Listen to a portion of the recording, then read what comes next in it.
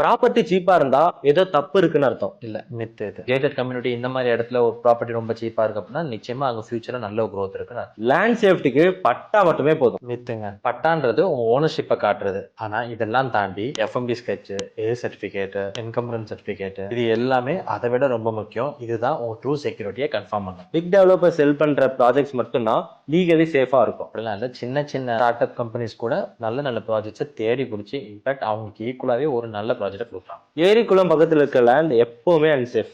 மித்து. ஏரிக்குளம் பக்கத்தில் government norms படி இத்தனை மீட்டர் இடம் விட்டு தான் அங்கே பிளாட் உருவாக்கணும்னு இருக்கு. இல்லை ஸ்விம்மிங் பூல் கட்டுறதுக்கு ரொம்ப செலவு மிச்சம் அப்படின்ட்டு ஏரியே ஆக்கிரமிச்செல்லாம் பிளாட்டை கட்டிடாது. லேண்ட் வாங்கினதுக்கு அப்புறம் அதுல எதுவுமே பில்ட் பண்ணலன்னா நல்ல ரிட்டர்ன்ஸ் பார்க்க முடியாது.